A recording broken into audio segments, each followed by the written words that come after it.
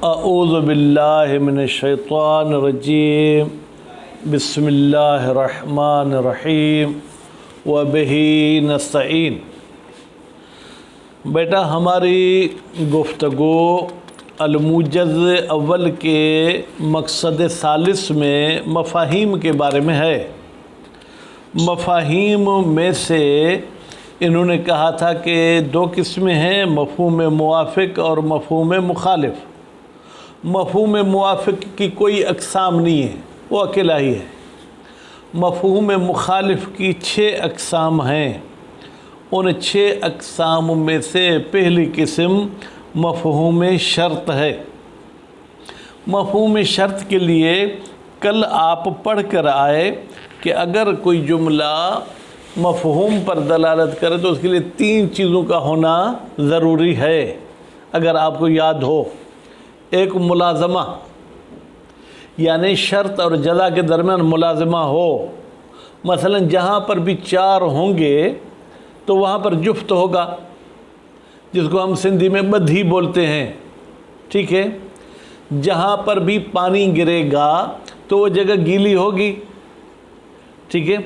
जहाँ पर भी धुआं उठेगा, अगर ऐनक लगी हुई न हो तो आँखों से पानी बहेगा। इस तरीके से मुलाज़मा हो। और दूसरी चीज़ इन्होंने कहा तरत्तुब। ठीक है। तरत्तुब का मतलब ये है कि इनका जो मुलाज़मा है वो इत्तफ़ाक़ी न हो बल्कि दायमी हो। और तीसरी चीज़ इन्होंने कहा था कि वो चीज़ जो इल्लत है जज़ा की वो इल्लत मुनहसरा हो, यानी इस इल्लत की जगह पर कोई और इल्लत नहीं आ सकती। तो फिर हम ये कहेंगे कि शर्त के ख़त्म होने के साथ जज़ा भी ख़त्म हो सकती है। तो आज आपको ये बताना चाहते हैं कि ये तीनों चीज़ें कौन सी, मुलाज़मा, तरत्तुब और इन्हिसार, कहाँ से समझ में आए। मसलन आप कहते चाय मीठी है या फीकी, कैसे समझेंगे? चाय का एक घूंट पिएंगे तो जायके से आपको समझ में आ जाएगी कि मीठी है या मीठी नहीं है। ठीक है। या फिर लेबॉरेटरी ले जाएं तो इस तरीके से कहते हैं कि भाई 3 ऐसी चीज़ें हैं जिससे हम जो है क्या मुलाज़मा को, तरत्तुब को और इन्हिसार को समझ सकते हैं। सबसे पहली चीज़ जो है क्या है, इन्होंने वज़ा कहा था, और दूसरी चीज़ इंसराफ कहा था, और तीसरी चीज़ इतलाक़। अगर आपके जहन में हो तो ये तीनों नाम हमने कल पढ़े थे। आज हम उन तीनों की वज़ाहत करेंगे। तो फरमाते हैं कि भाई दलालत वज़इया के ज़रिए मुलाज़मा और तरत्तुब तो 100% समझ में आता है। यानी जब अरब ने शर्त और जज़ा को वज़ा किया था तो उस वक्त इन दोनों के दरमियान मुलाज़मा और तरत्तुब को भी साथ में मद्देनज़र रखा था। बात वाज़ेह होगी। बाकी रही बात ये कि इल्लत मुनहसरा हो, कहते ये वज़ा के ज़रिए समझ में नहीं आता, क्योंकि इल्लत और मालूल का मसला बेटा फ़लसफ़ी मसला है। आम अरब इसको नहीं समझता। तो जो लोग अरबी ज़बान को इकट्ठा करते, जैसे मसलन सिंधी अदब है, सिंधी अदब के लिए हम एक आम शायर को भी ले लेंगे, उसके शेर से भी सिंधी अदब को हम समझ सकेंगे। लेकिन सिंधी अदब में ये समझें कि ये चीज़ फ़लाँ चीज़ के लिए इल्लत है, उसे शायर को इल्लत मालूल का पता ही नहीं है। क्या पता कि इल्लत और मालूल क्या होती है। तो कहते हैं ये इल्लत और मालूल वाली बात हमें वज़ा के ज़रिए समझ में नहीं आती। खूब, जब समझ में नहीं आती तो फिर किस तरीके से समझ में आएगी? कहते हैं कि मुमकिन है कि कोई शख्स के इंसराफ के ज़रिए समझ में आती है। इंसराफ का बेटा लफ्ज़ी तर्जुमा यह है कि ज़हन का किसी तरफ जाना। मसलन मैं आपको ये कहूँ कि सकलैन नहीं आया तो आपका जहन कौन से सकलैन की तरफ जाएगा, लुम्मा सालिस वाले की तरफ या आपके साथी की तरफ? आपके साथी की तरफ। पर आपका जहन आपके साथी की तरफ जाना, इसको इंसराफ कहते हैं। कहते हैं कि हमारे जहनी भी इंसराफ इल्लत मुनहसरा की तरफ नहीं जाता, क्योंकि इल्लत की 2 किस्में, एक है इल्लत मुनहसरा, दूसरी इल्लत गैर मुनहसरा। ठीक। तो अब इंसराफ किसी एक की तरफ नहीं जाता। जिस तरीके से बेटा آپ کو پیاس لگی ہے، پیاس بجھانے کے لیے ایک علت یہ ہے کہ پانی پیو، پیاس بجھ جائے گی۔ اور اگر آپ خوش نصیب ہیں، اگر دودھ مل جائے تو کیسا ہوگا؟ تو بھی پیاس بجھ جائے گی۔ اگر گنے کا رس مل جائے تو بھی پیاس بجھ جائے گی۔ اور اگر آپ کو گنے کا رس بھی نہیں ملتا، سیب کا جوس مل جائے، کیلے کا جوس مل جائے، ٹھیک ہے، تو یہاں پر دیکھیں پیاس بجھانے کے لیے کوئی ایک علت نہیں ہے، بلکہ کئی ساری علت اور اسباب ہیں جن کے ذریعے پیاس بجھائی جا سکتی ہے۔ تو نتیجے میں ہم کہیں گے کہ یہ علت منحصرہ انصراف سے بھی ہمیں سمجھ میں نہیں آتی۔ تو اب کس سے ہمیں سمجھ میں آئے گی؟ کہتے ہیں بھائی اگر آپ کسی طریقے سے متکلم کے انداز بیان سے سمجھ سکتے ہیں کہ متکلم تمام علل کو بیان کر سکتا تھا، لیکن اس نے تمام علت کو بیان نہیں کیا، صرف ایک علت کو بیان کیا، تو اس سے پتہ چلتا ہے کہ یہی علت ہے اس جزا کی، ٹھیک ہے۔ تو یہ تکلم اور متکلم کے انداز سے آپ سمجھ سکتے ہیں۔ دیکھیں متکلم جو آپ کے ساتھ گفتگو کر رہا ہے، کبھی کبھی وہ ایک ہی شرط کے بارے میں گفتگو کرتا ہے کہ اس شرط کی کوئی اور جو ہے کہ جز نہیں ہے، اس شرط کا کوئی اور حصہ نہیں، لیکن دوسرے شرائط کو وہ مد نظر نہیں رکھتا، تو بھی ہم علت منحصرہ نہیں سمجھیں گے۔ علت منحصرہ بیٹا اسی وقت ہم سمجھیں گے کہ جب اس کے سامنے سب علل پڑے ہوئے ہوں، لیکن سب میں سے وہ صرف اسے ایک پہ زور دیتا ہے اور دوسروں کو بیان نہیں کرتا، تو آپ کہیں گے اس سے معلوم ہوتا ہے کہ یہی علت ہے اس جزا کی۔ یہ علت ہوگی تو جزا وجود میں آئے گی، اگر علت نہیں ہوگی تو جزا وجود میں نہیں آئے گی۔ تو الحمدللہ مفہوم شرط کی آج آپ نے بحث ختم کر لی، کل اس کی پریکٹس ہے۔ میں نے جہاں بھی پڑھایا ہے تو یہ تطبیقات میں طلاب کو نہیں پڑھاتا ہوں، وہ خود حل کر کے آتے ہیں، لیکن میں اس کے باوجود کل آپ کو یہ تطبیقات حل کراؤں گا اور یہ ریکارڈنگ میں بھی لے آؤں گا تاکہ کوئی اگر سننا چاہے تو سن سکتا ہے، لیکن محنت آپ کی اپنی بھی ہونی چاہیے، مطالعے مباحثے میں کوتاہی نہیں ہونی چاہیے، کلاس میں ٹائم پہ آئیں۔ کبھی کبھی یہ نیٹ کا مسئلہ ہوتا ہے، وہ تو الگ مسئلہ ہے، آپ کے لیے بھی ہو سکتا ہے، میرے لیے بھی، باقی نہیں تو انشاءاللہ پابندی کریں۔ تو ابھی عبارت کی طرف چلتے ہیں۔ بہلول صاحب عبارت کا پہلا لفظ کیا ہے؟ بہلول صاحب بھائی آپ تو ٹھیک ہے، چلیں۔ تو بہلول یہ اس بات کس چیز کا صیغہ ہے؟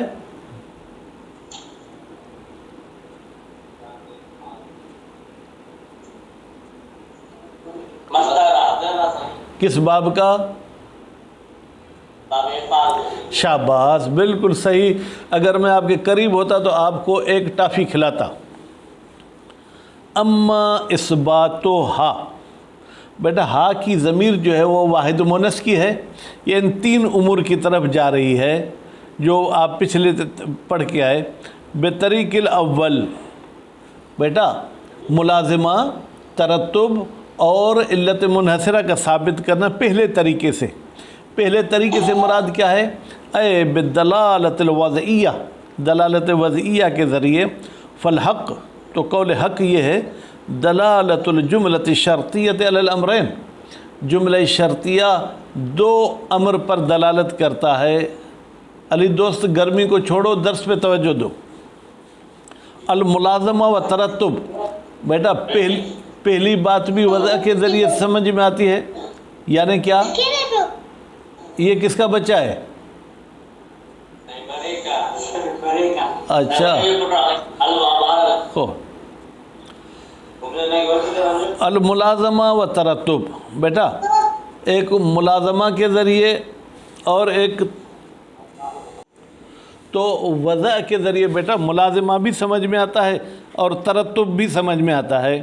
وذالک، یہ دلیل بتا رہا ہے کہ وضع کے ذریعے یہ دو چیزیں کیوں سمجھ میں آتی ہیں۔ لأن المتبادرہ، اس لیے کہ وہ چیز کہ جس کی طرف ہمارا ذہن جاتا ہے، من حیئت الجملۃ الشرطیہ، جملہ شرطیہ کی بناوٹ سے، ہوا، یہ ہوا کی ضمیر بیٹا متبادر کی طرف جائے گی۔ وہ متبادر چیز کیا ہے؟ अन फ़र्ज़ वजूद शर्त, बेतहकीक जब हम फ़र्ज़ करते हैं कि शर्त मौजूद है, व तकदीर हुसूल ही, और हम फ़र्ज़ करते हैं कि शर्त हासिल हो गई, यतलू हो, तो हो की ज़मीर बैठा जाएगी हुसूल शर्त की तरफ, तो हुसूल शर्त के पीछे पीछे आ जाता है क्या, हुसूल जज़ाए, जज़ा भी आ जाती है, व तहक्कुक हो, और जज़ा वजूद में आ जाती है। व हाज़ा, हाज़ा का बेटा इशारा कहाँ जाएगा, शर्त के बाद जज़ा का वजूद में आना, मिम्मन ला युमकिन इनकार हो, इसका इनकार करना साजिद भाई मुमकिन नहीं है। वह नफ्सुल कौल बिल मुलाज़मा व तरत्तुब, कहते हैं मुलाज़मा और तरत्तुब का यही तो मतलब है कि एक चीज़ के आने के साथ साथ दूसरी चीज़ खुद ब खुद वजूद में आ जाए। व अम्मा इस्बातुल अम्र सालिस, लेकिन ये तीसरी बात बेटा क्या थी, इन्हिसार वाली, उसको साबित करना, वह हुआ, फिर ख़ुद कह रहे हैं कि शायद मुसन्निफ़ साहब आप कल वाली बात भूल गए हों, वह हुआ, ये अम्र सालिस क्या है, अन्नल इल्लियत बिनहविल इन्हिसार, बेतहकीक यही इल्लत है इस जज़ा की, इस इल्लत के अलावा कोई और इल्लत नहीं हो सकती, बिदलालत वज़इया, इसको दलालत वज़इया के ज़रिए साबित करना, फ़ग़ैर साबित, ये चीज़ साबित नहीं है। लिअन्न तक़सीम इल्लत इलल मुनहसरा व गैर मुनहसरा, इसलिए कि इल्लत को तकसीम किया जाता है मुनहसरा की तरफ, बेटा मुनहसरा यानी सिर्फ़ एक इल्लत है, गैर मुनहसरा का मतलब है कि एक इल्लत के अलावा और भी इल्लतें हो सकती हैं। मिनल मफ़ाहीम अल फ़लसफ़िया, ये फ़लसफ़े के मफ़हूम हैं, अल-बईदत अल अज़हान अल आम्मा, ये आम ज़हनों से, जो लुगत के लिखने वाले उनसे बईद होती है। फ़मिनल बईद, तो बिल्कुल बईद है, अन यंतकिल वाज़िअ इला तक़सीम, वज़अ करने वाला इस तक़सीम की तरफ, कौन सी तक़सीम बेटा, मुनहसरा और गैर मुनहसरा, उसकी तरफ हो उसका जहन जाए। सुम्मा यज़अुल हयअत, बेटा यज़अ को मैंने मरफू पढ़ा, हालांकि यूँ होना चाहिए सुम्मा यज़अ, क्योंकि अन यंतकिल पे अतफ़ हो रहा है, यंतकिल अन के ज़रिए मंसूब है, तो फिर यज़अ भी मंसूब होगा, फिर वज़अ करेगा हयत शर्तिया को अला किस्मिन ख़ासिन मिनहा, एक उन इल्ल में से ख़ास किस्म के लिए, वही वो इल्लत ख़ासा कौन सी है, अल मुनहसरा, वो इल्लत मुनहसरा है। व अम्मा इस्बातुल इन्हिसारा बिल इंसराफ़, अच्छा इंसराफ़ के ज़रिए ये इन्हिसार हमें समझ में आता है, फ़हुवा अइज़न बईदुन, ये भी बईद है, लिअन्नल इंसराफ़, इसलिए कि ज़हन का इन्हिसार की तरफ जाना, ठीक है। रहन अहद अमरैन, बेटा वैसे रहन का लफ्ज़ी तर्जुमा गिरवी, लेकिन यहाँ पर यूँ कहें कि इन दो बातों में से किसी एक के ज़रिए समझ में आती है। पहली बात, कसरतुल इस्तेमाल फिल इल्लतुल मुनहसरा, ये जुमला शर्तिया कसरत के साथ इस्तेमाल होता हो इल्लत मुनहसरा में। नंबर दो, व कौनुल इल्लत मुनहसरतन अकमल मिन कौनहा गैर मुनहसरा, और इल्लत मुनहसरा ज़्यादा कामिल हो, ज़्यादा मुकम्मल हो इल्लत गैर मुनहसरा से। ये दो चीज़ें साबित होंगी तो इंसराफ़ के ज़रिए हम इल्लत मुनहसरा समझ सकते हैं। वकिल अमरैन मुंतफ़ियान, और ये दोनों बातें जो हैं क्या है बेटा, मुंतफ़ी हैं। न इल्लत मुनहसरा में कसरत के साथ इस्तेमाल होती है, ऐसा भी नहीं है, और इल्लत मुनहसरा अकमल हो गैर मुनहसरा से ये भी नहीं है। लिकसरत इस्तेमाल फ़ी गैर मुनहसरा, इसलिए कि इल्लत कसरत के साथ इस्तेमाल होती है गैर मुनहसरा में भी। व कौनुल इल्लतुल मुनहसरा, और इल्लत मुनहसरा लैसत बेअकमल, ये ज़्यादा कामिल तर और फजीलत वाली नहीं है इल्लियत में गैर मुनहसरा से। तो नतीजे में इन दो तरीक़ों से भी हमने बेटा इल्लत मुनहसरा को नहीं समझा। व अम्मा इस्बातुल इन्हिसार बिल इतलाक़, अच्छा इतलाक़ के ज़रिए हम इल्लत मुनहसरा को समझ सकते हैं, वह हुआ, इतलाक़ पहले समझा दें। कौनुल मुतकल्लिम फ़ी मकामिल बयान, मुतकल्लिम साहब बोलने के बेटा मकाम में था, यानी उस पर किसी किस्म की कोई पाबंदी वगैरह नहीं थी। फ़हाज़ा युतसव्वर अला वजहैन, तो इस मकाम बयान को आप दो तरीक़ों से साजिद ज़हन में ला सकते हैं। मसलन आपको भी रोटी खानी है, तो रोटी के दो तरीके, या गंदम की होगी या चावल की, ठीक है। تو اس طریقے سے اطلاق کو بھی دو طریقے سے آپ ذہن میں لا سکتے ہیں۔ تارتن کبھی کبھی یکونو، بیٹا یکونو میں ایک ہوا کی ضمیر ہے جو جا رہی ہے متکلم کی طرف، ہوتا ہے متکلم فی مقام بیان خصوصیات نفس سبب، خود سبب کی خصوصیات بیان کرتا ہے۔ بیٹا توجہ، یعنی میں صرف اور صرف مثلا آپ میں سے بہلول کے موضوع پہ بات کرتا ہوں تو بہلول کی تمام خصوصیات بتاتا ہوں، لیکن دوسروں کی طرف میری نظر نہیں ہے کہ آیا وہ شاگرد ہیں الموجز کے یا نہیں ہیں، ٹھیک؟ تو یہ علت منحصرہ پہ دلالت نہیں کرے گی۔ لیکن ایک مرتبہ یہ ہے کہ میں بہلول کے بارے میں بات کرتا ہوں اور اس کے تمام ساتھیوں کی نفی کرتا ہوں، تو پھر یہ دلیل ہوگا کہ الموجز کا شاگرد صرف منحصر بہلول ہے، کوئی اور نہیں ہے۔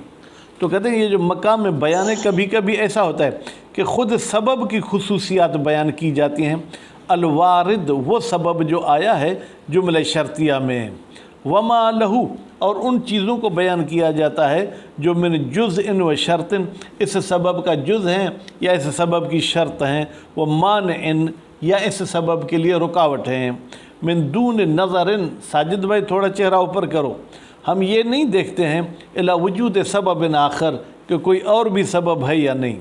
تو کبھی کبھی ایسے متکلم ہوتا ہے، اخرى یعنی پھر کبھی کبھی یوں ہوتا ہے، یکون فی مقام بیان ما هو المؤثر فی الجزا، وہ ہر اس چیز کو بیان کرتا ہے جو جزا میں اثر کرتی ہے۔ فعلی الاول، بیٹا اگر متکلم پہلے طریقے سے بات کر رہا ہے، یعنی اس سبب پہ اس کی نظر ہے، دوسرے اسباب پہ اس کی نظر نہیں ہے، یکونو مقتضی الاطلاق، تو اس اطلاق کی تقاضا یہ ہے انما جاء بعد حرف شرط، بتحقیق وہ سبب وہ علت جو حرف شرط کے بعد لائے ہو تمام الموضوع، وہ مکمل موضوع ہے، ولیس لہ جزء او شرط آخر، بیٹا اس شرط کا کوئی جز بھی نہیں ہے، اس شرط کا کوئی جو ہے کیا ہے شرط بھی نہیں ہے، ولا یتفرع علیہ المفہوم، تو اس سے پہلے والے گفتگو کے طریقے پر مفہوم نہیں بنے گا، بل اقصا ہو، بلکہ زیادہ سے زیادہ جو چیز سمجھ میں آتی ہے ان ما وقع بعد حرف شرط، بتحقیق وہ چیز جو حرف شرط کے بعد واقع ہوئی ہے وہ پورا موضوع ہے جزا کے لیے، یہ بس سمجھ میں آئے گا۔ لیکن آیا اس سبب کا کوئی دوسرا سبب قائم و مقام ہو سکتا ہے یا نہیں، یہ ہمیں سمجھ میں نہیں آتا۔ وَأَمَّا أَنَّهُ لَا يَخْلُفُهُ شَيْءٌ آخر، لیکن یہ سمجھنا کہ اس پہلے سبب کا کوئی دوسری چیز خلیفہ نہیں بنے گی، فَلَا يُمْكِنُ دَفْعُهُ، یہ چیز ہمیں سمجھ میں نہیں آتی، اس کا ہم دفع یعنی اس کو ختم بھی نہیں کر سکتے، لِأَنَّهُ لَيْسَ فِي مَقَامِ الْبَيَانِ، اس لیے کہ متکلم صاحب تمام اسباب کے بیان کرنے کے موڈ میں ہی نہیں تھا۔ وَعَلَى الثَّانِي، لیکن جب متکلم دوسرے طریقے سے بات کر رہا ہو، بیٹا دوسرا طریقہ کیا ہے، یعنی میں نے سب طلاب کو مد نظر رکھ کے میں نے کہا کہ میرا شاگرد المجز کا بہلول ہے، تو پھر آپ کہیں گے کہ سائیں کا شاگرد صرف ایک ہے، کوئی اور نہیں ہے۔ ایک مرتبہ میں نے اور طلاب کو مد نظر ہی نہیں رکھا تو اس میں ہم اور کی نفی بھی نہیں کر سکتے، ٹھیک ہے، لیکن جب میں پورے مدرسے کو مد نظر رکھ کے بات کروں گا تو پھر ہم اور کی نفی کر سکتے ہیں۔ اذا کان بصدد بیان ما هو المؤثر فی الجزا، جب متکلم اس موڈ میں ہو کہ بیان کرے کہ وہ کون سی چیز ہے جو مؤثر ہے جزا میں، علی وجہ الاطلاق، وہ بھی مطلق طریقے سے، فَإِذَا ذَكَرَ سَبَبًا وَاحِدًا، تو جب متکلم ایک سبب ذکر کرتا ہے، وَسَكَتَ عَنْ غَيْرِهِ، اور دوسرے اسباب کے ذکر کرنے سے خاموش ہو جاتا ہے، فالسکوت، تو یہ متکلم کا خاموش رہنا یکون دالن، یہ دلالت کرے گا علی عدم وجود سبب آخر، کوئی اور سبب نہیں ہے قائم مقام ہو جو اس پہلے سبب کا قائم مقام ہو، تو اس صورتحال میں انحصار ہم سمجھ سکتے ہیں۔ والحاصل، بھائی خلاصہ بحث کا یہ آپ کو 5 لائنوں میں بتا رہے ہیں، انہو لو احرز کون المتکلم فی مقام تحدید الاسباب، اگر ہم یہ ثابت کر لیں، احرز یا احرز ثابت کیا جائے کہ متکلم صاحب اس مقام اور موڈ میں ہے کہ وہ حد بندی کرے تمام اسباب کی، وَمَعَ ذَلِكَ اقتصر علی ذکر سبب واحد، لیکن اس کے باوجود صرف ایک ہی سبب کو ذکر کرتا ہے تو یستکشف، اس سے کشف ہوتا ہے انہو لیس للجزاء سبب الا ما جاء فی کلامہ، کہ بھائی اس جزا کے لیے کوئی اور سبب نہیں ہے، یہی سبب ہے جو متکلم کے کلام میں آیا ہے، یعنی انحصار ہوگا۔ فَيُحْكَمُ عَلَى سبب، تو اس سبب پر حکم لگایا جائے گا بِأَنَّهُ عِلَّةٌ مُنْحَصِرَةٌ، کہ یہی سبب علت منحصرہ ہے۔ وَهَذَا، اور یہ جو گفتگو کا طریقہ ہے، بخلاف ما، یہ اس صورت کے خلاف ہے، اذا لم یکن فی مقام بیان الاسباب کلھا، جب وہ تمام اسباب کو بیان ہی نہیں کرنا چاہتا تھا۔ فإن مقتضى الاطلاق، تو اطلاق کی تقاضا یہ ہے ان ما وقع تحت شرط، بتحقیق وہ سبب جو شرط کے بعد آیا ہے وہ مکمل موضوع ہے، ولیس لہ جزء آخر، اور اس سبب کا کوئی اور جز نہیں ہے غیر مذکور جس کا ذکر نہ کیا گیا ہو۔ لیکن یہ کہنا کہ اس سبب کے علاوہ کوئی اور سبب بھی نہیں، ایسے نہیں کہہ سکتے۔ وَأَمَّا أَنَّهُ لَيْسَ لِلْجَزَاءِ سَبَبٌ آخر، لیکن یہ کہنا کہ اس جزا کا کوئی اور سبب نہیں کہ یقوم مقام سبب الاول، جو دوسرا سبب پہلے سبب کا قائم مقام ہو، فلا يدل علیہ، تو یہ کلام اور اطلاق دلالت نہیں کرے گا اس بات پر۔ تو بیٹا اطلاق کی دو قسمیں ہو گئیں، ایک قسم جو ہے علت منحصرہ پہ دلالت کرتا ہے، ایک قسم علت منحصرہ پہ دلالت نہیں کرتا۔ تو الحمدللہ ہم نے جو اس مفہومی شرط میں سمجھا کہ بھائی شرط، جملہ شرطیہ کا مفہوم ہے اگر اس میں یہ تین چیزیں پائی جائیں، ملازمہ، ترتب اور انحصار۔ ملازمہ اور ترتب ہمیں وضع کے ذریعے سمجھ میں آتا ہے، اور انحصار جو ہے وہ اطلاق کی دو قسم، ان میں سے ایک قسم سے ہمیں انحصار بھی سمجھ میں آ جاتا ہے۔ صلی اللہ علی محمد و آل محمد۔